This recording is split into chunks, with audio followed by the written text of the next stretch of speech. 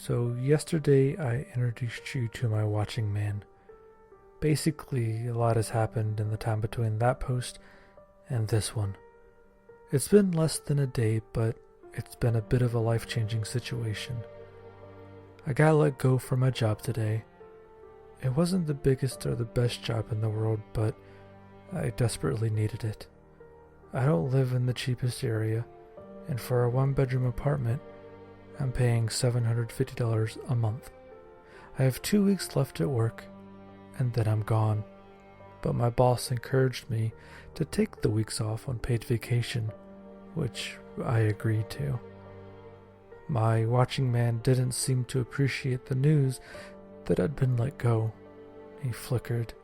He slammed his newspaper down to the table with force, but as usual with what he does, I couldn't hear anything.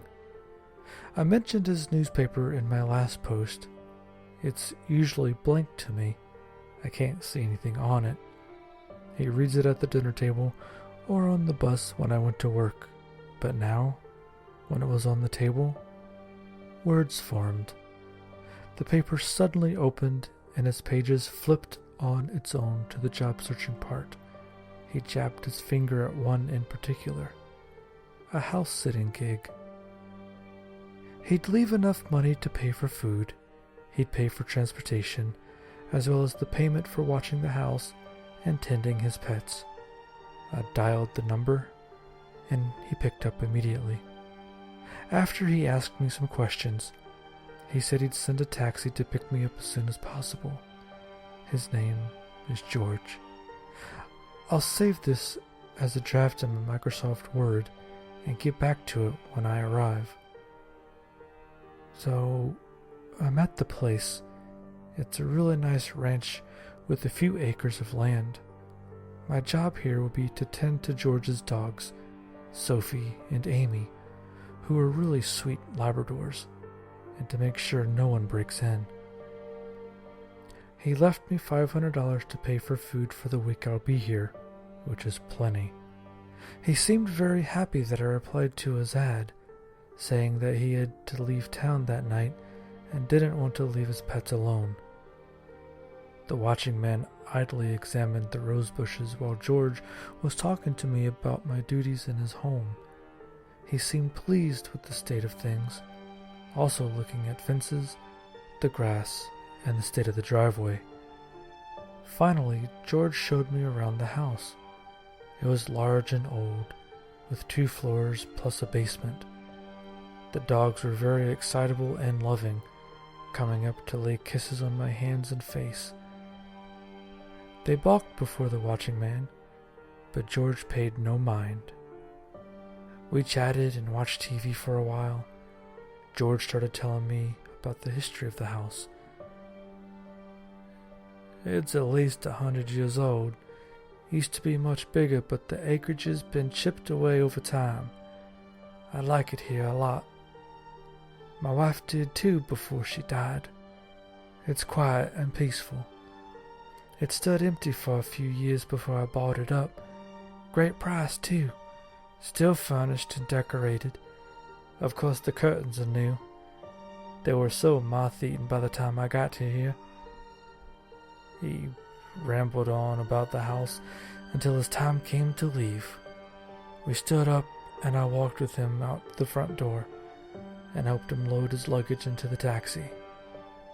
I lingered in the door and waved as George and taxi disappeared down the driveway. Finally, I closed the door and turned around. So, here we are in this house. Just me, Sophie and Amy, and the watching man. I took a look around, admiring the old-timey feel of the place. It was different than what I was used to. I had brought some food with me from home so I didn't have to go out and buy some. I'd do that tomorrow. I made myself some mac and cheese and sat down at the table. The watching man sat down across from me and thumbed through his paper, leaning back in his chair and looking quite pleased with himself. Halfway through my dinner, he got up to wander around the house. He opened the door to the basement with a wave of his hand, which is something I've never seen him do before. He usually just walked through things. He came up as I was finishing washing the dishes, and now has been lounging on the couch with his hands behind his head with a smirk on while I read my book, The Last Stand, if anyone was wondering.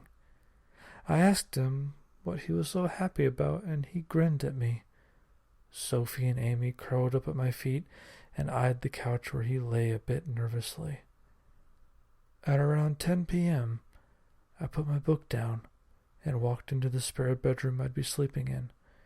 Immediately after opening the door, the fireplace burst into light and illuminated a picture on the wall. I walked over to it, and in the dim light I saw it was a painted portrait of the watching man. I immediately brushed dust off the small plaque, only to find the name had been roughly removed. I turned around and saw him standing quite close behind me, looking at the photo as well. When he noticed me looking at him, he stepped away and through the door. As he left the room, the fire died out. I put my bag on the ground and went to bed. I woke up once in the middle of the night and saw the watching man sitting on the chair by the window, reading his paper. Then I went back to sleep.